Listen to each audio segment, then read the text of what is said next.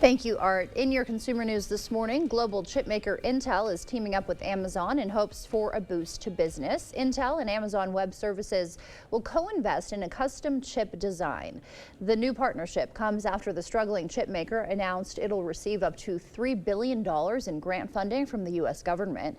That money will be used to boost domestic chip making and chips for the military. Following the announcement, Intel shares jumped 6% in after-hours trading.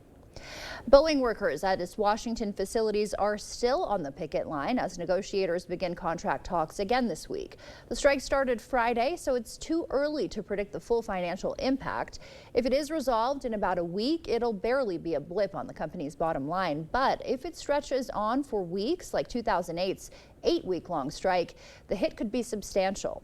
The 2008 strike cost Boeing $1.2 billion. The embattled aircraft maker has lost $33 billion since 2019 due to various issues, including canceled orders and manufacturing issues. 'Tis the season to apply for a seasonal job with Target. Yeah, it's that time already. Target says it's hiring 100,000 seasonal workers this holiday season. If you know someone looking for a job, they'll support order pickup and drive up customers as well as stocking shelves. Work applications can be submitted starting the 25th of September. Americans flooded into Italy this summer, an always popular vacation destination. The country is filled with family-owned hotels where stay can often feel more authentic than a booking with the big chains. Wendy Gillette reports from the island of Sardinia. A small spa is one of the luxury touches at Palazzo Talia in the heart of Rome, a couple blocks from the Trevi Fountain.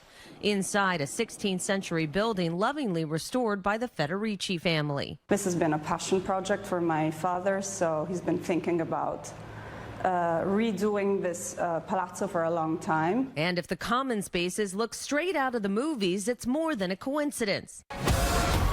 Italian director Luca Guadagnino, behind the lens of this year's Challengers, launched the interior architecture studio that did the design. Palazzo Talia is the family's fourth hotel, filled with frescoes and almost 40 Roman busts. You can really tell when a property is owned by a family because there's a special care in every little aspect of the hospitality. It's a way of life in Italy, where families own around 95% of all hotels, including Viesca Toscano near Florence, one of those we stayed at for a special rate. When you step into the former country home of the Ferragamos, you can see how this famous family got its start in the shoe business. All the buildings that we see around us were actually part of a farm, and it was all working land. The family's interest in local products led to food and wine lines. Tastings and cooking classes with a chef are among the hotel's offered activities. Here you can really enjoy the authenticity of the countryside around Florence. An afternoon of travel brings tourists here to the island of Sardinia off the western coast of Italy.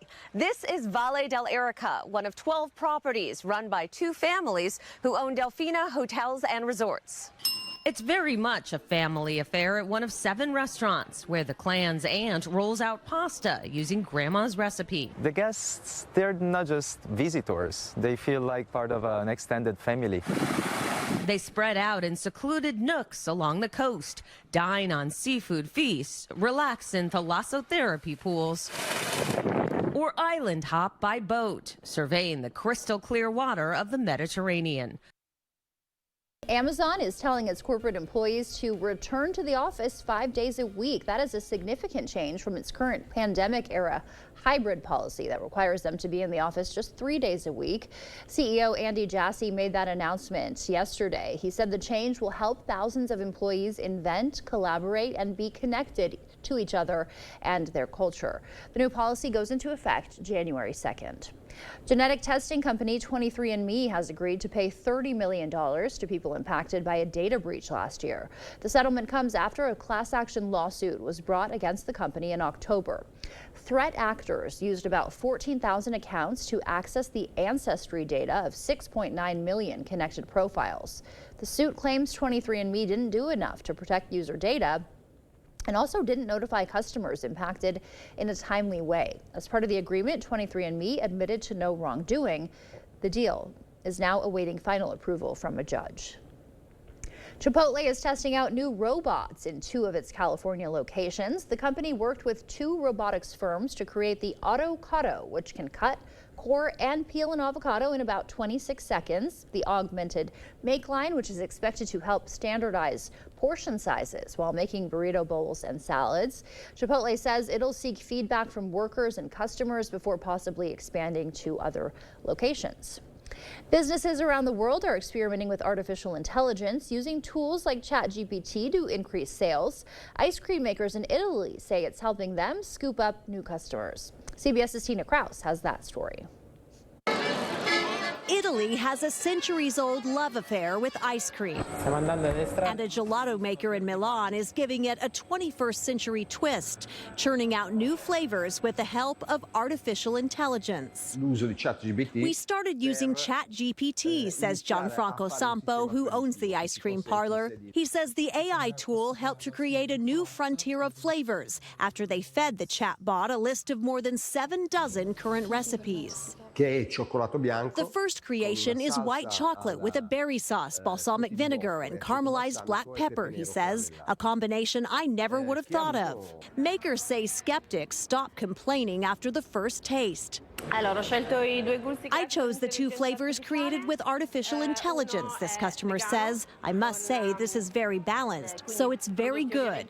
Another AI special, vegan salted and sandblasted hazelnut with oat milk and peaches sauteed in Prosecco. Massimo Grasso is credited as the gelato genius who put AI into the mix and says he's not worried technology will take his job away. He says ChatGPT is not able to balance a recipe, so for the moment, my role is still fundamental.